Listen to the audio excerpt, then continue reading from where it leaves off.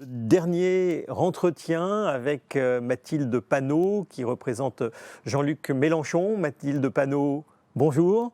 Bonjour, bonjour, merci beaucoup pour Bienvenue, l'invitation. bienvenue à vous. Je commence avec vous, comme avec les 4 candidats qui vous ont précédé, avec cette question très simple. On a le sentiment qu'on est dans une campagne qui a du mal à commencer, qui a les plus grandes difficultés à aborder les questions de fond, et lorsqu'elle le fait, c'est-à-dire fort rarement, qui ne parle jamais des questions de solidarité, d'exclusion, de pauvreté. Comment vous l'expliquez, si vous partagez ce constat, et quelle est la place que ces questions-là occupent dans la hiérarchie du programme de Jean-Luc Mélenchon et de la France en commun? Merci beaucoup donc pour l'invitation. Oui, je pense que le constat, on le partage. On est dans un moment quand même assez incroyable où à 100 jours de l'élection présidentielle, on se retrouve encore à continuer à parler des prénoms des enfants, de la suppression ou non de l'aide médicale d'État, qui est la possibilité pour les personnes sans papier de pouvoir se soigner. Et dans un moment comme le Covid actuellement, on comprend bien que le virus ne fait pas attention aux papiers qu'ont les gens, donc que cette proposition est absurde et dangereuse. On se retrouve à parler de savoir si on va devoir ressortir les Karcher pour les quartiers populaires. Bref, on est dans un où le débat politique ne correspond pas du tout à la gravité de la situation. Gravité de la situation qui est notamment pointée par les associations avec une explosion de la pauvreté comme on n'en a pas connu depuis 1945.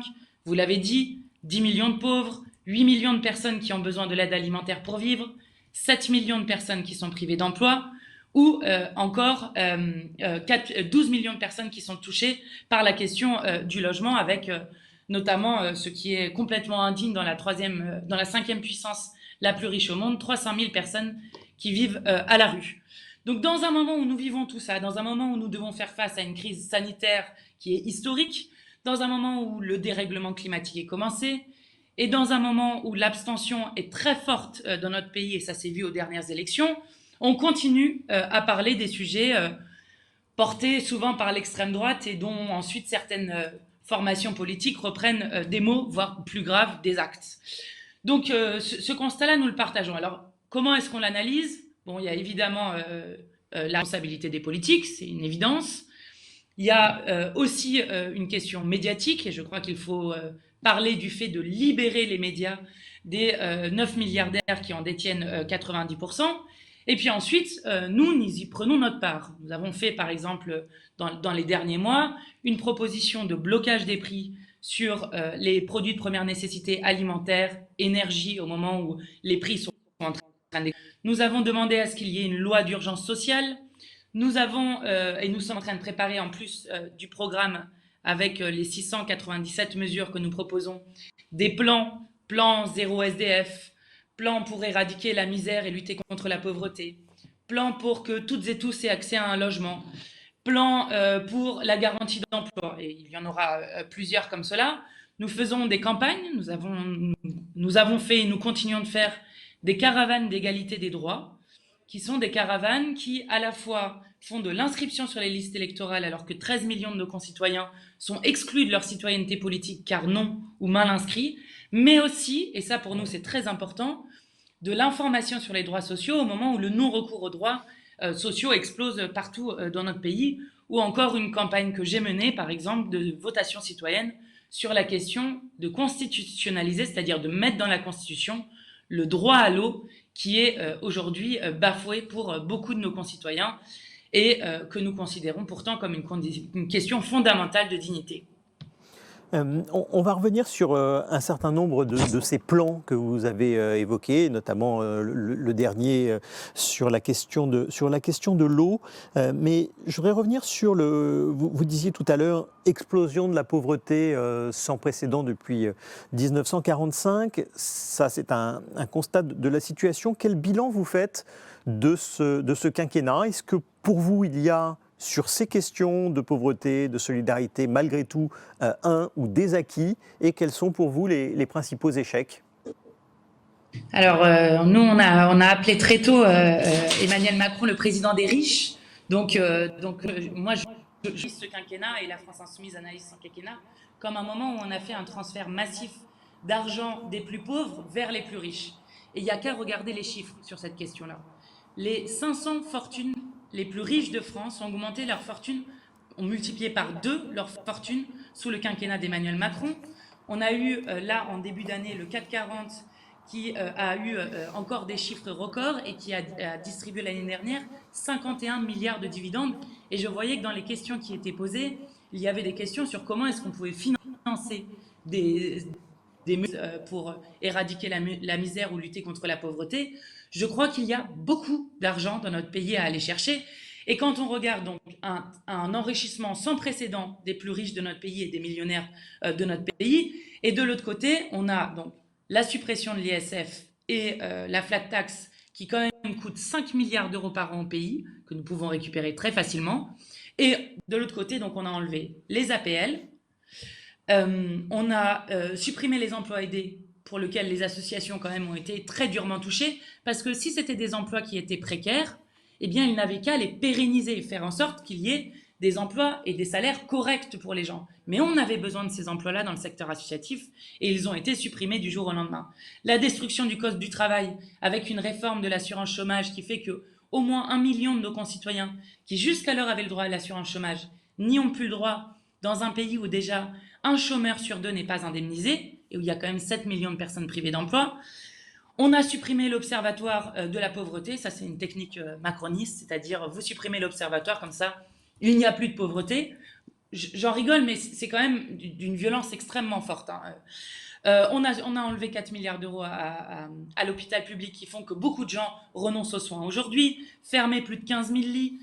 On a eu cette loi que nous avons beaucoup combattue à l'Assemblée nationale, qui est la loi Elan, qui a mis à terre les bailleurs sociaux et casse le modèle social du HLM dans notre pays, et notamment arrête une règle qui a été mise que pour tout nouveau logement créé, il y ait 100% des logements qui soient adaptés pour les personnes en situation de handicap.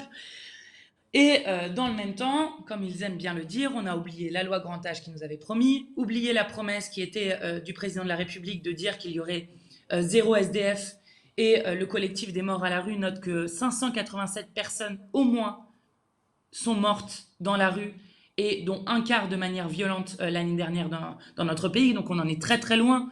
On a oublié la promesse d'arrêter d'empoisonner le monde avec le glyphosate. On a oublié la grande cause du quinquennat qui est l'égalité femmes-hommes, et notamment refusé de répondre à ce que demandaient les associations, c'est-à-dire 1 milliard d'euros pour lutter contre les violences sexistes et sexuelles. Bref, je crois que le bilan de ce quinquennat est désastreux et que nous, ce que nous voulons faire, c'est arrêter avec une société qui rend coupable les chômeurs d'être au chômage, qui rend coupable les pauvres d'être pauvres, qui rend coupable les malades d'être malades, et de redire que oui, nous pouvons faire des choix collectifs complètement autres dans notre pays.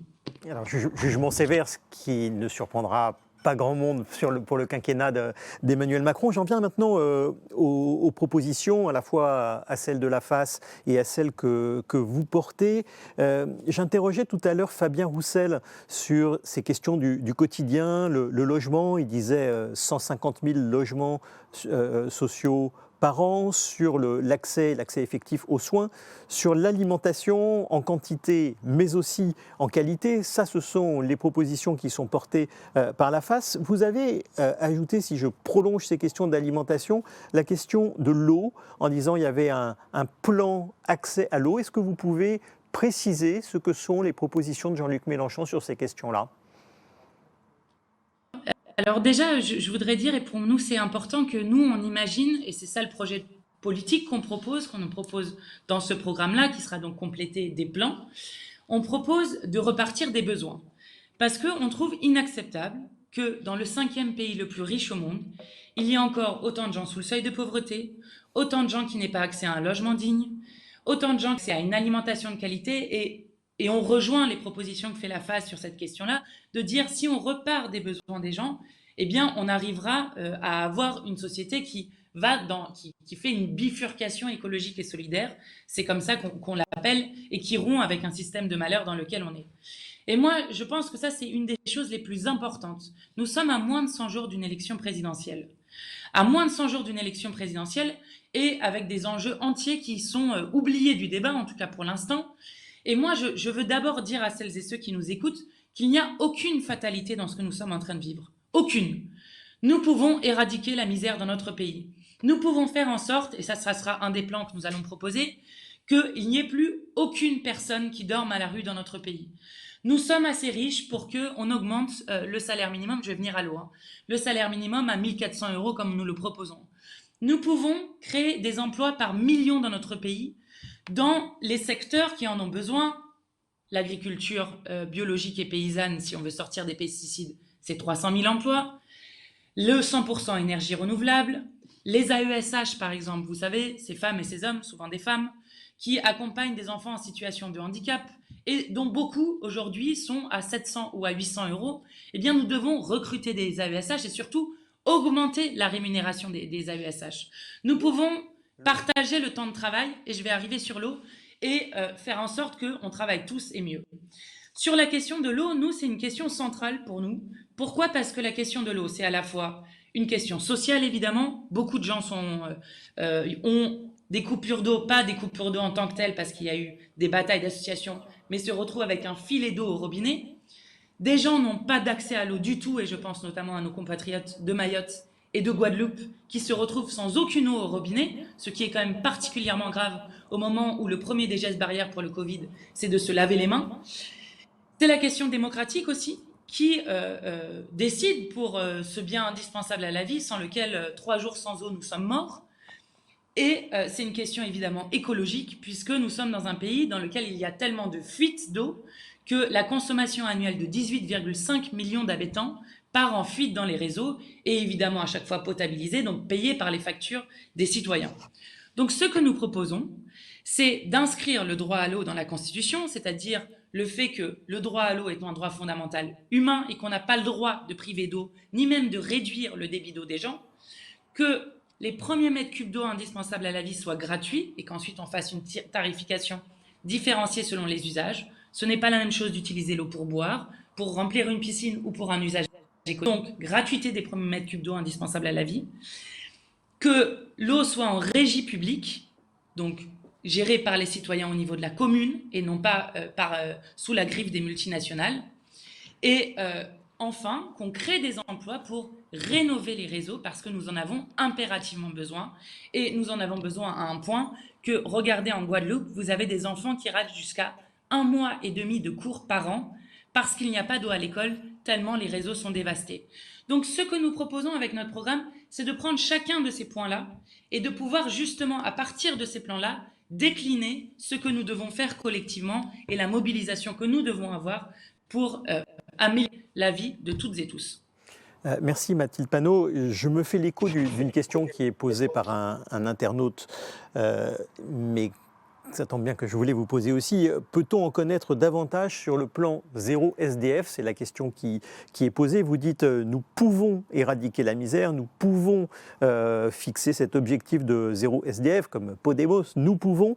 Vous faites quoi et vous faites comment?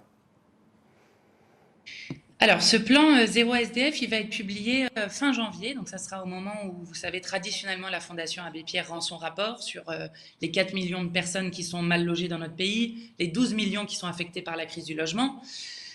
Il y a 300 000 personnes, dont des enfants, qui dorment à la rue aujourd'hui. La première des choses que nous faisons, nous doublons les places d'hébergement d'urgence. On les double.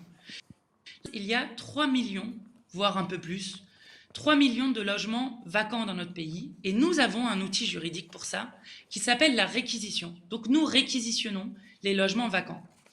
Et puis ensuite, ce que nous proposons sur la question du logement en général, c'est d'avoir une interdiction des expulsions sans relogement, une sécurité sociale du logement, c'est-à-dire une garantie universelle des logements. En gros, sur chacun des loyers qui sont faits, on prend une toute petite partie qui va dans une caisse commune, comme on a fait avec la sécurité sociale, et qui garantit aux propriétaires d'avoir, en cas d'impayé, eh bien les loyers qui sont payés et qui permettent de trouver des solutions au lieu de mettre les gens à la rue. Ça, c'est la garantie universelle du logement. D'encadrer les loyers, bien évidemment. De faire de la rénovation thermique pour les gens qui ont froid dans leur logement. Mais ce n'est pas seulement le froid, c'est aussi quand votre enfant, c'est son anniversaire, vous n'invitez pas les copains parce que vous avez honte qu'il fasse froid dans le logement. Donc c'est toute la vie sociale qui est impactée. Nous disons qu'il faut faire au moins 200 000 rénovations de logements publics par an. Donc nous allons accélérer la rénovation des logements. Nous voulons mettre en place un permis de louer, c'est-à-dire que c'est pour permettre de lutter contre les logements indignes. Lorsque le logement est déclaré indigne, eh bien le propriétaire n'a plus le droit de le louer tant que les travaux n'ont pas été faits. Nous voulons augmenter la loi SRU. C'est, vous savez, la loi qui détermine le pourcentage de logements sociaux qu'il doit y avoir dans une ville. Aujourd'hui, c'est 25%. Nous voulons le monter à 30%. Et pour les maires qui ne respectent pas la loi, nous demanderons au préfet de récupérer les permis de construire. Je vous assure que ça fonctionnera pour les faire écouter. Et puis enfin, une taxe sur les hautes transactions immobilières qui permettront de donner de l'argent à l'agence qui lutte contre l'habitat indigne. Dans les différents plans que vous avez évoqués, il y avait les SDF, il y avait l'eau, il y avait la garantie d'emploi. Là aussi, ça veut dire quoi, la garantie d'emploi? Est-ce que c'est l'interdiction de licencier? Est-ce que c'est le retour à ce que l'on a connu il y a de nombreuses années d'une autorisation administrative de licenciement? Ça veut dire quoi, la garantie d'emploi? Alors la garantie d'emploi, c'est notamment ce qui a été inspiré de l'expérimentation qui a été faite par ATD Quart Monde des territoires zéro chômeur. C'est de dire qu'il y a aujourd'hui beaucoup des besoins du pays qui ne sont pas satisfaits et dont le marché ne s'empare pas. C'est ce que je disais sur les AESH, je pourrais parler des travailleurs sociaux, je pourrais parler de l'agriculture, de l'énergie, de l'eau et de beaucoup de la forêt, de beaucoup des grands besoins dont nous avons impérativement besoin maintenant, qui ne sont pas remplis par le marché. Et ce que nous allons proposer, c'est d'inscrire une garantie, un droit à l'emploi dans notre Constitution, qui permette à chacun, à chacune, sur volontariat, d'avoir un emploi payé au SMIC, que nous aurons revalorisé puisqu'il sera à 1 400 € net, qui permettent de répondre à ces grands besoins. Donc il y a évidemment l'extension des services publics, puisque les services publics ont été méthodiquement détruits, donc il faut remettre des services publics un peu partout, mais il y a aussi cette garantie d'emploi qui pourrait être proposée à chacun et à chacune des 7 millions de personnes privées d'emploi, qui permettrait de prendre en charge ces grands changements dans notre pays, de former les 300 000 paysans dont nous avons besoin, de former les 1 million de personnes dont nous avons besoin pour faire la rénovation thermique, pour faire le développement des énergies renouvelables, de former, je parlais des AESH, mais ça peut être plein de... Donc voilà, c'est ce que nous proposons, c'est de dire que nous pouvons créer des millions d'emplois dans notre pays. Et vous savez, il y a une chose que j'aime beaucoup dans les propositions. Dans les propositions de la phase, on s'y retrouve, il n'y a aucun souci, vous regarderez dans le programme, on se retrouve dans toutes. Mais il y a une chose qui pour moi est très importante dans les propositions qui sont portées, c'est la question de la codécision et du fait que les citoyens peuvent décider eux-mêmes. Pour nous, c'est très important. Nous portons le projet de la 6e République, c'est-à-dire le fait que le peuple réécrive la Constitution et se réempare de son avenir. Et une des choses que nous faisons lorsque nous faisons des propositions de loi, lorsque nous avons écrit le programme, c'est des ateliers des lois. C'est de dire que nous voulons que ça soit les citoyens qui puissent décider directement de ce qui doit être fait dans ce pays. Et je crois que c'est très important de réaffirmer qu'on ne peut pas mener des politiques de lutte contre la pauvreté sans cette codécision, sans cette décision des gens qui sont les premiers concernés. Merci beaucoup Mathilde Panot, le temps a filé. Je voudrais vous remercier vraiment et remercier les 4 candidats qui vous ont précédé.